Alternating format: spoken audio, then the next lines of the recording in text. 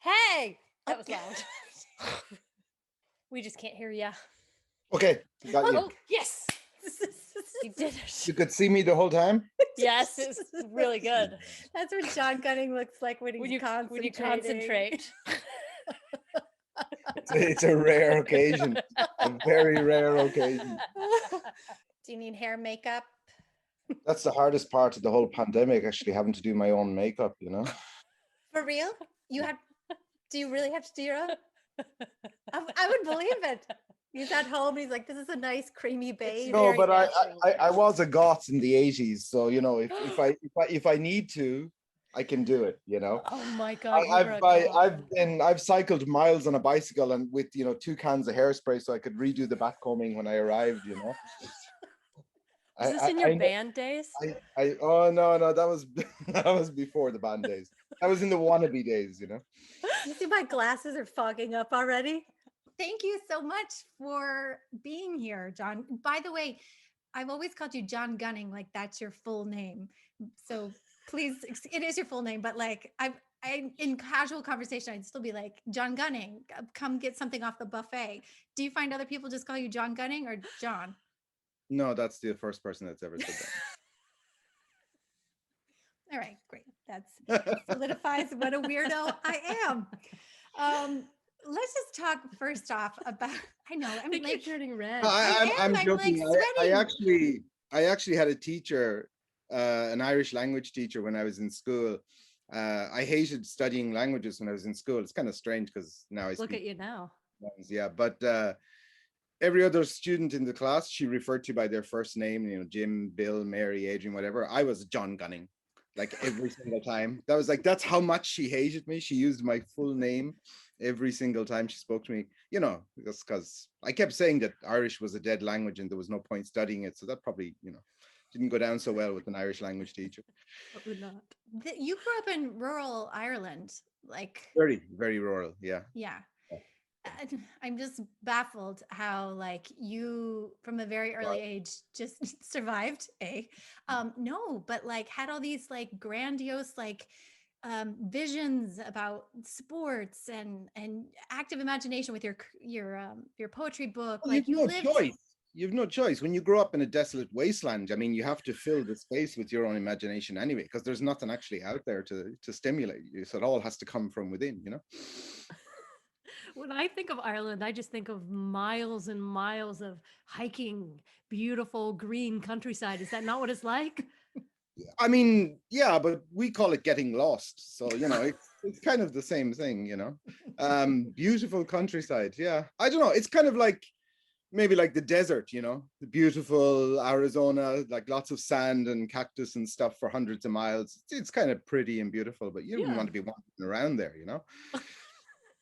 I thought maybe we would start first because everyone wants to know about sumo. I'm sorry. Okay. Okay.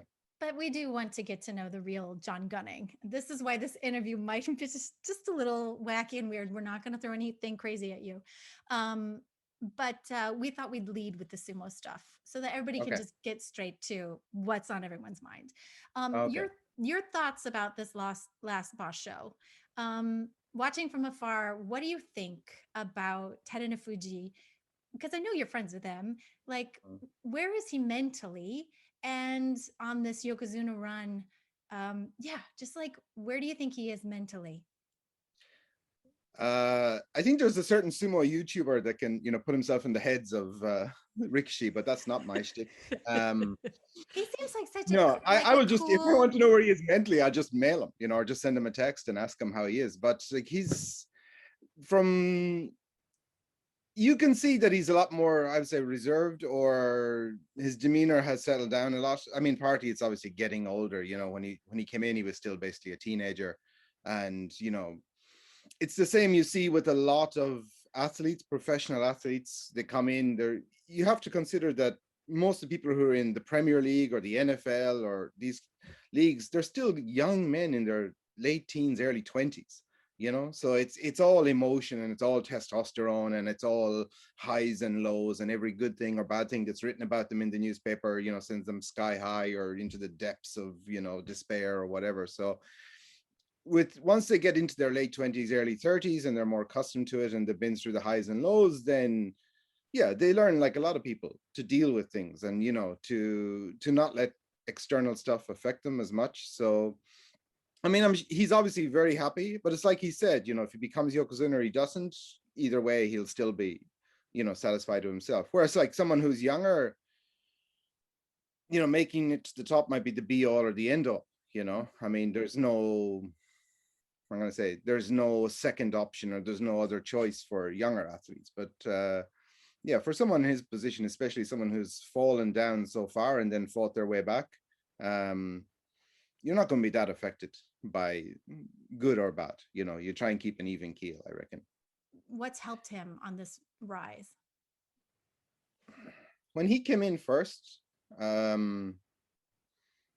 he was very, very talented and very, very strong. But within a short period of time, even when he was still in Magaki stable, it was very obvious that he had a huge future ahead of him, that he had massive potential. So, when he was his first time in Makuuchi, when he was coming up through the ranks and getting up near the top, and when he won his first Yusho, at that stage, when Hako was still maybe not in his prime, but not far off it, it was clear that Terunofuji was the second best Rikishi in the division, and he was coming up on Hako's level and able to,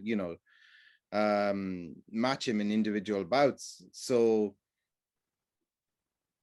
it's not like he needed like his natural skill and size and ability and what he had makes him a Yokozuna level Rikishi. So it was more about overcoming what the injuries, basically the injuries and the illnesses and the various knocks that he had. So it's not he always could have been a Yokozuna, but maybe the mental side of the game, and it goes back a little bit to what I said earlier, the ability to overcome stuff. And it's been widely reported and everyone knows that he tried to quit numerous times, and the Oyakata wouldn't let him. And yeah, I think I wrote a couple of months ago in one of the columns that 2-3 years ago, when I was watching him like struggle to beat these journeymen down in the lower divisions, it was painful. It was painful to watch, and I didn't even know why he was still bothering to continue. But obviously he had the same feelings himself. He thought he was done and it was over. But I mean, the thing with that about the quitting and the Oyakata, he can still quit if he wants. I mean, the Oyakata said no, but at the end of the day, it's his decision if he wants to leave sumo. So he allowed himself not to be allowed to quit, if you know what I mean. Yeah. So Yeah. I mean, he used that, and he respected his stable master and his stable master's opinion. So, but I mean, if he went to him 5 times as reported, then he went through a lot. Like he reached a point where he thought that's enough, at least on 5 occasions. And his wife, so obviously they've been together. I think the first time I met her, she was about 2015. I think they were together about a year then, year 2 maybe. So they've been together a while. So she's obviously helped him through a lot of that, and that settles down a lot of people as well. When they have somebody there supporting them and helping them through the tough times, when they can go home and it's not just the 4 walls or friends or something, when it's something a little bit more meaningful in terms of relationship, that's obviously a big help. How have you gotten to know Terunofuji? Like, when did you guys meet? So I used to live next to Magaki stable, and I don't live there anymore, and the stable is gone now. They knocked it down. But there used to be a Russian kid called Sozlan. He was Wakanoho. He made it up to Maegashira 1, but he was kicked out for marijuana, smoking marijuana. But that stable, when I was living in Ryogoku, there were 3 stables probably within 2 minutes of my front door. There was Magaki, Hanakago, and what was Miyagi-no, Hako's place was very close as well at that time. They've since moved, but Magaki was the closest, and I used to go in there a lot, and I got to know all the rikishi. And when you live in Ryogoku, it's part of Tokyo, but it's a downtown kind of feeling. So you get to know a lot of your neighbors and friends, and you meet people so like the supermarket or the bank or whatever. So I was meeting Rikishi every single day. Like every time I went to the convenience store, I would, especially because I was living right next to the stable. So I became really close with a lot of the Magaki guys. And then I was just in there all the time, like, and 2010 December, maybe it was, Terunofuji graduated high school. So he was in the high school at the other end of Japan. He was in Totori. It's way out in West Japan. It's where Ishiura's father is the coach, and Ishiura and Ichi. So Terunofuji came over from Mongolia with Ichinojo, and with he was a year behind the guy who's now Mitoru in Juryo. Okay. And there was one or two other Mongolians. So they came over to high school in Japan. And I think Hakuho arranged that, maybe, or he helped arrange it. But there's a lot of Mongolian connections in that high school. So they were in high school. And when he graduated high school, Hakuho helped him to come into Magaki's stable.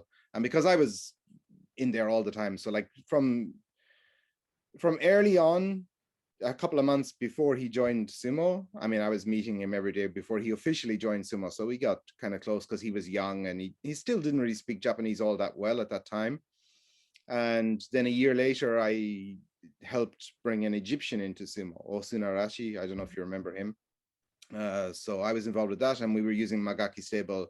And then just because those two are very similar in age, and because I'm kind of immature enough to be similar in age to them, we kind of hung out a lot. And, there was a little rivalry going on then between the two of them, and we were friends. But yeah, Terunofuji, the first 3 or 4 years of his career, so he didn't really know anyone at that stable, didn't allow them to go out that much. So I used to hang out with him a lot. Like we'd go to the cinema. Like he had no money as well. So, um, I was handy because I had money. So, um, but yeah, no, we had a good time. So then obviously what always happens then is like when somebody becomes famous and rises up the ranks, then you have a million people pulling at them and a million different things they have to do. So you can never spend as much time. I always think it's funny, when they're young and not famous, their free time is all their own and they can meet and everything, and then they become really famous and like they have no time for the little people, and then when they fall down again, it's like, hey, how you doing? I don't have everyone calling me and every TV station asking for interviews, so hey, you want to hang out? But that's just the way it goes. Okay, well, really important question here then about Terunofuji. Is it true that he beatboxes well? That he what? Beatboxes. I've seen him. Oh yeah, beatbox. there's videos of him and Tochi Sakae doing Tomi Sakae doing that. Have you never seen those? I I've seen have, him. I've yes, seen him. but Yeah. since you have hung out with him, I just thought I'd ask you. Like at Yeah, home, well, sitting that's there. more of a Tomi Sakai thing. That's the kid who just retired recently and still has his mage and is now trying to make his own YouTube channel. Yes. Yeah, so that was kind of more Tomi Sakai. But yeah, the two of them used to do it. I think they even did it on a few TV shows, stuff like that. Did they together. really? Yeah. Yeah, they were. I mean, for Rikishi, they were good, but they're not going to get a record deal out of it. Speaking Well, you'd of want to records, ask about the person you need to ask about that is Josh Khan. He's one of the Tachi people. Oh, He's yeah? head up, high up in the music business. So I think if I would like to talk to him about a possible Ikioi album one day, because that's the guy I want. Like just a cover album. Ikioi sings the greatest hits of the 80s or Barry Well, there White. used to be, all the guys in the 70s and 80s, there was so many albums they used to bring out, even when they were active. Rikishi, Masuyama, I think, was like 4 albums in the charts at one stage when he was still Makuuchi, and then the Kyokai put a stop to it. Oh, that's such a They shame. put a stop to it. Yeah, he was making all this money and he was being like he was a famous singer with albums out at the same time as he was a Rikishi. And I don't know what the official reason was, but it put a few noses out of joint. People didn't like it, so That's too bad, because they could make a whole sumo album. You could be on it. Like several Takayasu could be on it. Like Yeah, Takayasu has a several lovely people could voice. do I well. could be on it. I could be Yes. on it. You could be on it. I mean, we know you were in a band, Called Libido, Libido. which you That's it. must talk about. Can we go there next? Yeah, I think we could always come back to sumo, but yeah, I Yes. think it's pretty important that our Um, listeners know about this band called Libido. Yes. That